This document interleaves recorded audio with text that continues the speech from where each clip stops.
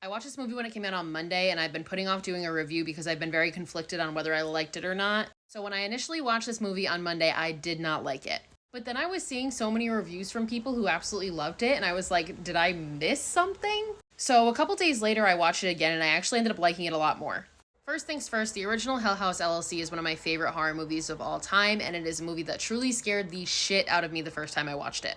Might be an unpopular opinion, but I also really enjoyed Hell House 2 and 3. I think they do get progressively worse, but I still really enjoyed them and think that both of them were really creepy. This one for me was missing the sense of downright dread that those first three movies create. But before I get into that, let's go over some positives. First of all, I liked the tie-in. I liked how they tied in the whole Carmichael story to the whole Abaddon story. And it showed that the whole cult thing kind of spread further than the Abaddon. Second, I did find that there were some genuinely creepy moments in this movie. Especially the fucking clowns, they always get me. I think this movie also did really good with the tension building, especially with how it created the conflict between the characters. And it also had some really decent jump scares. At the same time, there was a couple jump scares that were just like really cheap to me. Like I'm thinking of the one specifically when Rebecca's going through the photos when she's on that video call with her boss and that picture comes up. It was just like such poor CGI. It was so lame. Other than that, I think the acting was very good. Like it really made me feel like I was there with the characters. Like these are my friends and we're in this situation. At the same time, moving on to negatives, Margot was so fucking annoying. I really just could not stand her. And this is one of those movies where it's like, okay, shit's gonna go down and it's your fucking fault.